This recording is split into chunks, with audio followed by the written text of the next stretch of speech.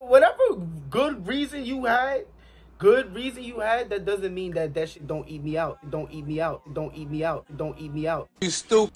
They got your ass on camera. Niggas ain't got me on no fucking camera. This is the clearest video I've ever seen. This is the most HD shit ever. This is 4K. Nigga get back, see a chain that I like, let me get that. 40 holes in his back look like Ricky. Can't trust them, they turning to Mickey. GLG niggas running the city. Trust a bitch, y'all niggas is silly. Las Vegas, my niggas, they raise shit. This the dead word of mommy I'm spraying. Oh, he laughing and shit, think I'm playing. Head tap, hit that boy, now he dazing. Thotty line him, she tricking and scheming. Real shit. I say, yer, what's good with y'all, bro? Today we got another RedditSteaz video. Before we get into that, I'm doing a little quick life rant, y'all. It's stemming from the fact that, like, over the course of my little 23 years of living, I done lost a lot of shit. Feel me? Not even, well, yeah, lost, but like, I done had a lot of shit just ripped from me. Like, a lot of shit that I cared about, a lot of shit that I didn't, not that I didn't think I cared about, I didn't know I cared about it as much as I did at the time that it got ripped away from me. You know, you don't know how much you love something until it's gone for real.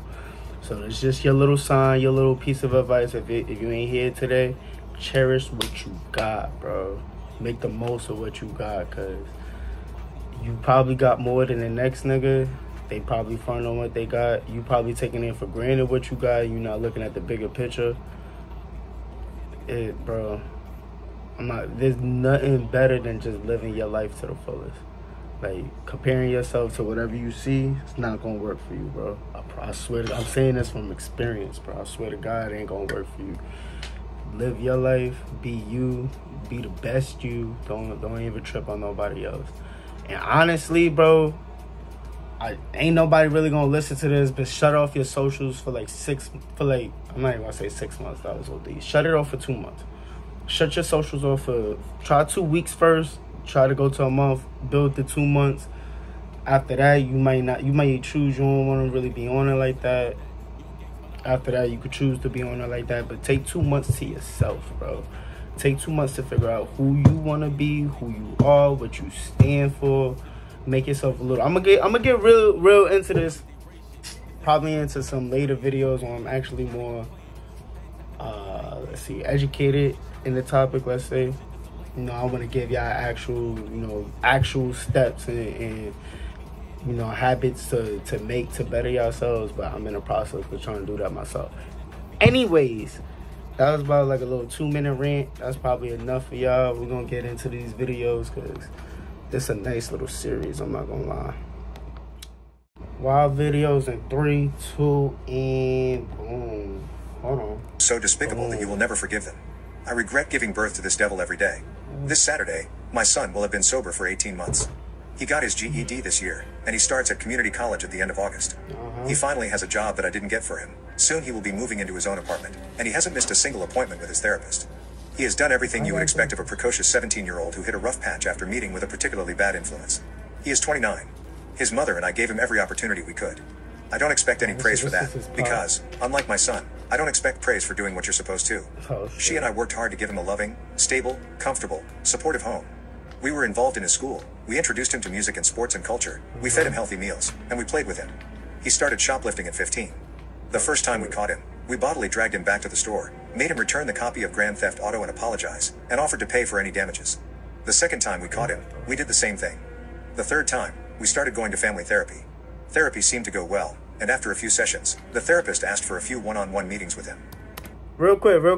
After 2 of those. Real quick. What are y'all doing in this situation? Because my 15-year-old... First of all, your 15-year-old started shoplifting. I automatically assumed that was an issue that you made. Feel me? Like, that's... Come on. Why people... Come on. Hold up. Wait a minute. Something ain't right. Technical difficulties. The police came knocking on our door because the little brat had concocted some story about how we were a religious cult who attacked him at breakfast every Saturday, and the dumb therapist actually believed him. What did I miss? Rational heads prevailed. We fired the therapist, and he went through well. And after a few sessions, the therapist asked for a few one-on-one meetings with him. After 2 of those, the police came knocking on our door because the little brat had concocted some story about how we were a religious cult who attacked him at breakfast every Saturday, and the dumb therapist actually believed him. This little nigga Rational is bad, heads prevailed. bro. We fired the therapist, and he went through 6 more in as many months, until eventually, we couldn't find anyone who would take him as a patient. By 16, he was drinking. Then we found grass in his bedroom and in our bedroom. He started leaving needles in glass where he knew we'd eventually find them, just to mess with us. I know this because he said so, in those exact words. He had his first intervention and first trip to rehab that year, and his first relapse. He had to repeat a year of high school at 17, which meant he was now the ringleader of a group of other young idiots, who saw him as this totemic mentor shaman who could hook them up with whatever they wanted. I'm also damn sure he started getting with one of his gang's 13-year-old sister around then, but I had nothing to go on but my own instincts, so all I could do was tell her parents to keep an eye on her. No charges were ever pressed, and the family never spoke to me again after that, but they did pull both of their kids out of that school, and my son was furious at me for daring to not let him continue committing this crime. While I was away, he spent an uncharacteristic night at home and on his best behavior. After his mother went to sleep, he followed her to her bedroom. He took a knife with him. He crept into the room, straddled her, put the blade to her throat, and attacked her. I don't know exactly what happened next. I know he held her down. I know she fought. I know he stabbed her. I know she got away and locked herself in the bathroom before he could catch her. I hope that means she kicked him good in the groin. I know she broke the window and screamed for help. I know he ran. I know she was lucky the ambulance got to her before she bled to death. I know he called his friends to brag and beg for a ride. I know the police caught him. I know if I'd been home, or if I'd caught him, I'd have killed him with my bare hands. The state tried my son as an adult.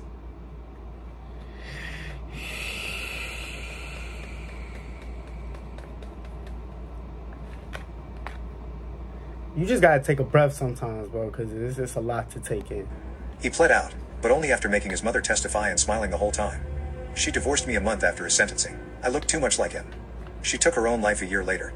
I would be a liar if I said I didn't blame him for her death, because I absolutely do. He was sober when she went to her room, sober when he pulled out his knife, sober when he climbed on top of her, sober when he attacked her, sober when he stabbed her, sober when he ran, sober when he called his friends to brag, and sober when the police found him. When I made the mistake of visiting him after the divorce, he laughed and said I could never satisfy her. When I made the mistake of visiting him after she was gone, he laughed again. I should have killed him right there. It is to my eternal shame that I did not. They let him out after serving 3 years. He spent the next 6 years on the streets, in and out of rehab, on and off other people's couches, and would grace me every 6 months or so with a phone call demanding money. Eventually, I refused to talk to him unless it was to drive him back to rehab, and I stopped completely after he stole my wallet. 2 years ago, he came to my house with his aunt in tow and crocodile tears in his eyes. He pretended to apologize. I slammed the door. His aunt barges in to try to shame me into forgiving the man who attacked my wife, caused her death, and laughed about it. He slashed my tires, threw a brick through a window, and drove off in her car. His aunt had no idea that he'd taken our keys, or that he'd been armed the whole time. She blamed me. He guilted her into letting him stay with her, went to rehab and relapsed, then went again, and here we are. My son has pretended to reform before. He has even convinced himself once or twice. But he always backslides, always relapses, always finds new ways to disappoint, and always hurts other people for his own short-sighted benefit. His aunt is already at the stage where she is pretending she must have forgotten where she put some knick-knack or piece of jewelry and has already told me to F off after I've warned her of what my son can, will, and has done before, and what he will do again now that he thinks she is weak.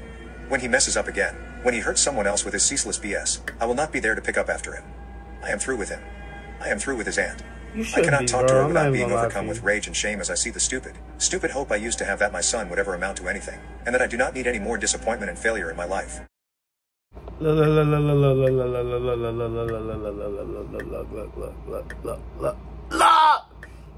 That wasn't on me. I know it was like probably a little weird transition. I don't know how the edit is gonna be.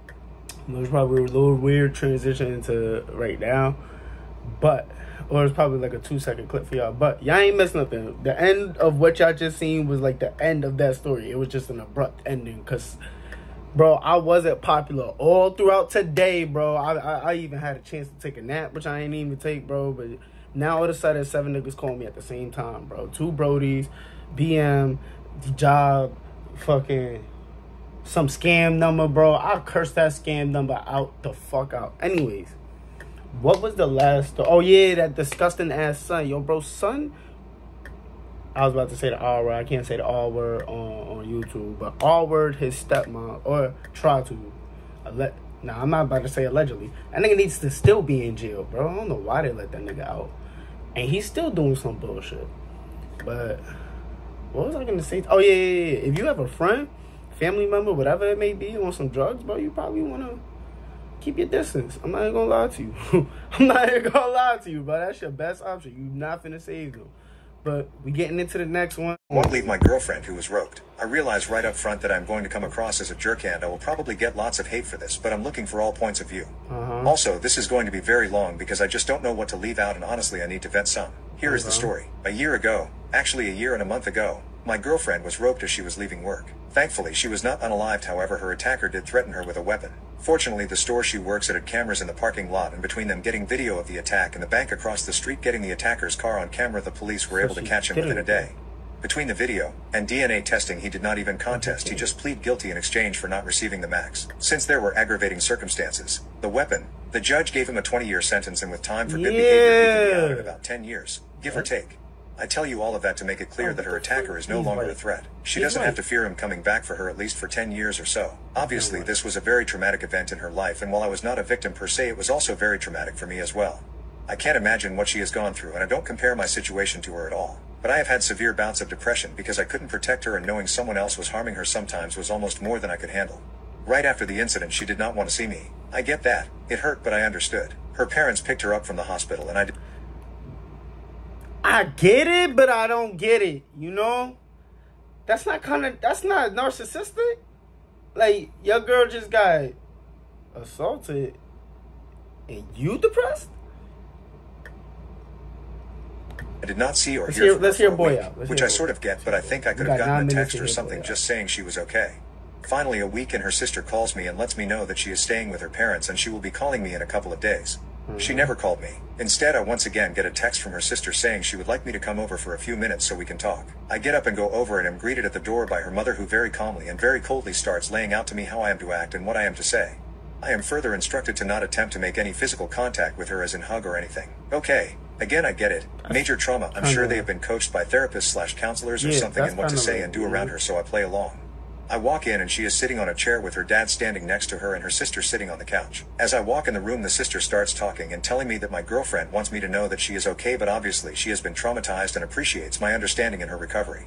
She never said one single word to me and barely looked at me. Again, this was right after the event, and I'm understanding that this is how it has to be. Yeah, but honest to God, that entire conversation was just awkward as hell. I leave, go home and attempt to focus on how I can help her. I start Googling how to deal with a rope survivor and what I can expect. She starts going to therapy initially 2 times a week, then after 2 months it goes down to 1 day a week. In the meantime, she finally makes contact with me and asks to meet at a coffee shop. I get there and she is already there and waiting. At this point in time, they had her so medicated that I was dealing with a zombie for the most part. There was no emotion and she was very methodical in her speech. Basically,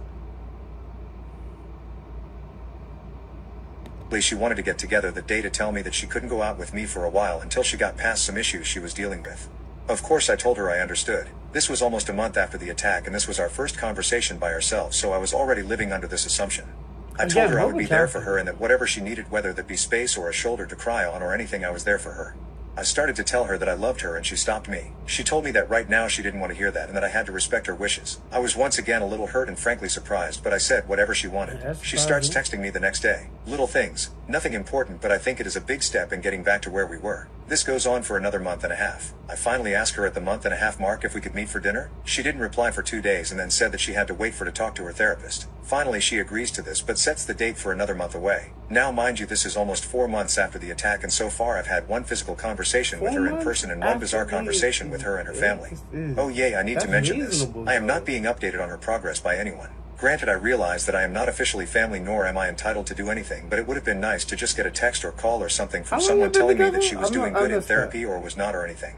We go out to eat at a small bistro that we ate at all of the time. I met her there and I was waiting for her to show up. After sitting for a half hour waiting, I text to see what was up. I just get a text of on my way. She finally arrives and sits down. I asked her how she has been and she snapped at me and told me to not ask her personal questions. We ate, and after dinner I wanted to just sit and talk because I missed the person I had talked to almost every day for the previous 3 years. But when she was done eating, she said that she was ready to go home. I asked her if she could stay for just a few minutes to talk, but I could see that she was becoming physically anxious and I did not want to upset her, so I said that I loved her and missed her. She just walked away. She goes back to texting me the next day like nothing had been wrong. We actually start to see each other once a week for lunch, and she is getting more and more comfortable with being out, so she sits and talks a while. She has also started a new job, which she tells me about. This goes on for another 4 months. Because it's real easy to say, like, yeah, you got to bear through that if you love her, if you care for her and all that. I don't know, bro. That's a lot to take in. Like, I don't know. I'm not saying I see. I told you at the beginning, like, I see what you say, but I don't see what you say. This is the me seeing what you saying part. I see what you're saying. Like, that's tough. I don't think, generally speaking, feel me, generally speaking, if you've been through that type of, if you've been through any type of heavy trauma, yes, it can help, and it probably definitely does help when you have somebody that is, when you have somebody by your side that's mentally equipped to handle what you're going through. Feel me? Like, to actually, who can handle your mood swings, your bouts of being crazy or feeling crazy or doing crazy shit. They can handle that. They understand where you coming from, and they don't take shit personal. They're mature enough to feel me. Or not even, it doesn't really have to do with maturity all the time. It just has to do with the right person. Like, they probably have been through the same situation. They could have been around the same situation. So when it comes to you, when they care about you, when they rock with you, all right, bro, they know how to handle it. They know how to get you through it or help you get through it.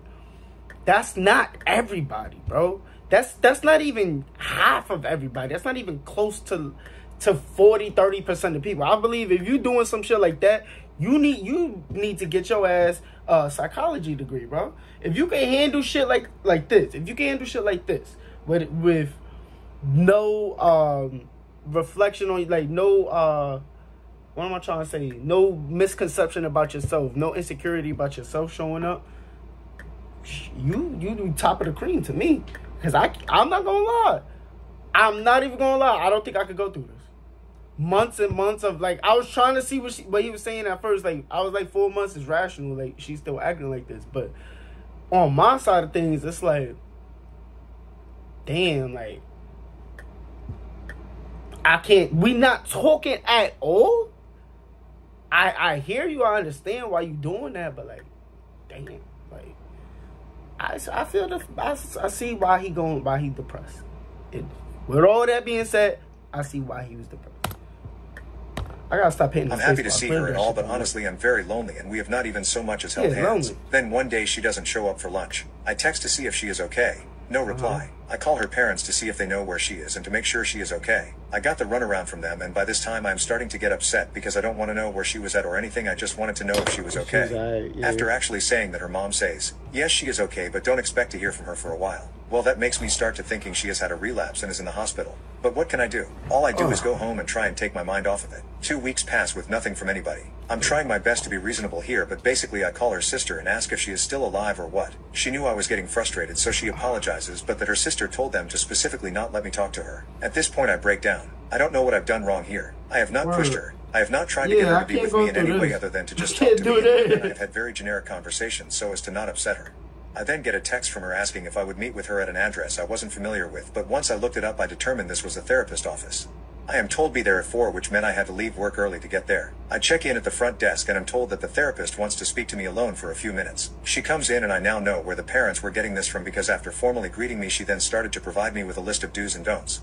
She then told me that my GF wanted to speak to me and had something to tell me. I go in and she is sitting on one chair and I am instructed to sit in the other. She has a box of tissues and has been crying. The therapist tells me that I am here because my girlfriend has something to tell me and that she wanted the safety of therapist office to feel safe. She then proceeds to tell me that the reason she did not meet me for lunch that day is because she was with another guy, somebody from her new job, and that they had been intimate with each other.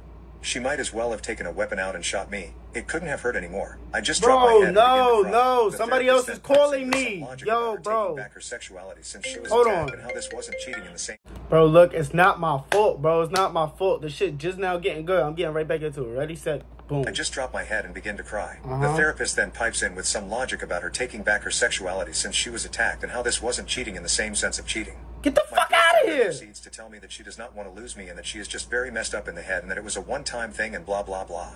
I feel very trapped at that moment. I felt like I was ganged up on, and the more I said the madder I got. I finally just said to her, you haven't so much as held my hand in the past half year, yet you can go F some guy you met at work while I sit like an idiot waiting for my junior high like date. This of course caused her to go into hysterics and the therapist asked me to leave. I apologized and told her to text me if she wants to keep working this out. I get that text later that day. Now she is all chatty and crap telling me that this was the worst mistake of her life and please talk to her. I tell her that I don't know if I can go on with this but agree to meet her. I flat out tell her right up front when I see her that for me to even consider going forward with this that she has to cut this other guy off, period. She tells me that is impossible because they work together and I tell her that I'm sorry but I won't even consider it if she is going to see this guy every day. She decides to find another job and after talking with my sister who I have told everything to, she said that while it is not common, some women do attempt to have intimacy after being attacked so that they feel like they have power again. Now why I am not the one who she did this with I have no idea, but I know I feel like I am being punished for something I did not even do. She changes jobs Get and we the go fuck back to outta our lunches, here. and I do this twice when I tell her that No. I'm getting a little tired of just meeting for lunch and doing nothing else, so she agrees to come over to watch TV with me. That has been it up until tonight. Tonight she came over and we watched 2 movies and ate pizza. During the second movie I tried to give her a kiss. Nothing more, just a kiss. She backs away as though I was a cross and she was a vampire and tells me she is not ready for that yet. Okay, not my finest moment here, I admit, but I tell her that it's been a year and a month and I have not tried one goddamn thing with her or forced her into anything, and yet she willingly F some other guy months ago, but here I'm still waiting to hold hands. Yeah, he's heated. She of course starts He's crying, but this heated. time I'm not as fast to apologize. I do apologize for the tone of my voice and tell her that I would never try and force her to do anything against her will, but honestly I feel like I've been kept on the outside. I've been cheated on. I don't give 2 craps what they call it. She willingly had unprotected intimacy with someone else, and I feel That's like I have done crazy. everything to try and be a supportive boyfriend. I tell her that honestly I don't want her to text me until I decide what I'm going to do. I don't want to be unfair to her, but by the same token a year is a long time and we are really no closer to being back to normal than we were 6 months ago, and I have no idea how long this will go on.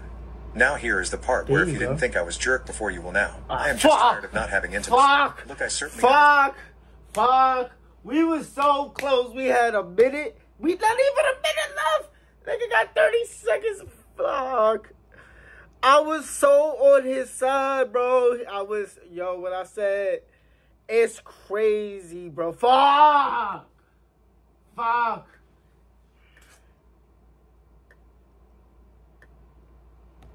Understood not trying anything right afterwards and even months afterwards. But it's been over a year and we're not even holding hands, and frankly the fact that she has been with someone else since this incident is unaliving me inside. So I told her that I'm going to think things through and promise to talk with her next week sometime. But as it stands tonight, I think I'm done. I love her. I hate the idiot who ruined both of our lives. I know this isn't her fault, and I hate that I feel like crap no matter what I do. If I stay, I'm going to be resentful, and even if she comes over tomorrow and has intimacy with me, it will feel like either pity intimacy or desperation intimacy. But I know ending this will be punishing her for something that isn't her fault either. Advice? My God, this is way too long. TL, Dr. GF was roped over a year ago. In the meantime, I have given her space and let her deal with things as she deems fit. We have not been together intimately since the attack. She, on the other hand, has been with another guy since. I think I'm done, but looking for advice. That was it? Hold on. Hey, y'all, look at this. Hold on. Don't even pay attention to that. Hold on. That was it? I want to leave my girlfriend who Shut was up. roped. Oh, wait. I probably should have put other people's names. All right. That was it. I'm on his side. He's a W. I'm on his... Hey, look. Y'all say what y'all feel, bro. Look. In my opinion, a year is a long ass time. He stuck it out. He tried his damnness, bro. Her parents was dickheads. Her therapist is a dickhead. She's a dickhead, bro. She's a dickhead. How you, bro? You can't. Oh my God. Yes, she went through some trauma. So yes, I'm not saying she get a pass. I'm saying, feel me, you went through some trauma. That's all I'm saying. You went through some trauma. So what you did, because of your trauma, whatever. That's how your therapist is sitting here justifying the shit. Whatever the case may be. That doesn't mean that I have to feel okay with it, though. Like, just because you did it with whatever good reason you had, that doesn't mean that shit don't eat me out. You stupid. They got your ass on camera. Niggas ain't got me on no fucking camera. This is the clearest video I've ever seen. This is the most HD shit ever. This is 4K. Whoa, pause. Eat me alive inside, bro. Like he said, that shit was unaliving him inside. Like he couldn't deal with that. Like I said, bro, only some people is mentally mature to deal with that shit. He not one of them. I'm not one of them. Y'all not one of them. Stop playing, bro. Don't even lie to yourself. Like she was someone that y'all would stay with, cause she wasn't. I'm not gonna say she was an L, cause y'all see what happened to her, but feel me? Her actions was an L. I can say that proudly. Her actions was an L. So this is the reaction I want to give y'all after videos, but I couldn't give y'all after the first story because niggas wanted to keep calling me. There was another phone call during this. Probably gonna get a phone call before the end. But hold on, ew, I had that. Don't worry about that. If y'all like the video, please leave a like. Please subscribe. Please leave a comment. Give me any feedback y'all want. Oh, before this shit ends, and I hope this nigga watches this shit, bro. There's some, I'm not gonna call him he's honestly a random nigga, bro. Like, I didn't know that I knew him from his Facebook profile type shit. Like, I didn't, I don't recognize people off their face. I really don't. Like, I could see you probably 2 or 3 times. If those 2 or 3 times is not, like, consistent, like, as in 2 and 3 days in a row, I could see you down the street. You could say what's up to me. I'm going to act like yo, what's good, Brody? How you been? I don't know who the fuck you are.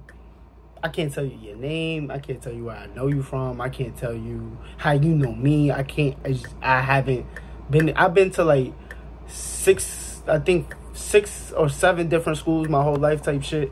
I done ran into different people my whole life, bro. I just don't remember. And I smoke way too much, so I just don't remember faces. Anyways, this random nigga is a godsend, bro. If y'all notice, I haven't posted on this shit in like a month or 2. Probably give or take or whatever.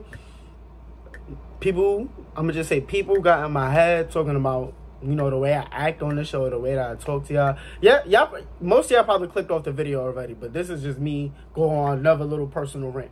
Anyways, like I said, people get in my head about the type of videos I'm making or the type of content within the videos and all that shit, right? Like I said, bro, in the beginning of this video, be fucking you, bro. This random nigga hit me up on Facebook for no reason at all. He had no reason at all to just to send all the love and support that he was showing, bro. Letting me know, like, yo, the videos you making is fire. The quality probably gonna get better with the equipment or whatever. Don't even trip on that. The only thing I'm gonna tell you is about his consistency, and he right. That he sang my praises in every other way. He was just like, yo, bro, be consistent with it, and you gonna get the love that you deserve. And honestly, bro, I'm an emotional nigga, bro. That shit made me feel like crying. I'm not even gonna lie to you. I felt like crying. I was like, yo, bro, like, this is the first type of, like, you know, I got friends and shit that hit me up telling me more or less the same shit, or, you know, giving their feedback or whatever. But it's different when it's a random nigga that you didn't really know from a hole in the wall. He ended up telling me, like, in the conversations we was having, that I played against him or whatever. I didn't remember that. I don't remember every nigga I played against, but feel me? Thank God that he hit me up. I'm not even gonna lie to you. Thank God for you, bro. If you see this, you a W nigga. I'm not even gonna lie to you. I wish the best on you. And with that being said, that's the end of the video. Leave a like, subscribe, react, comment. I was about to say react, but yeah, peace.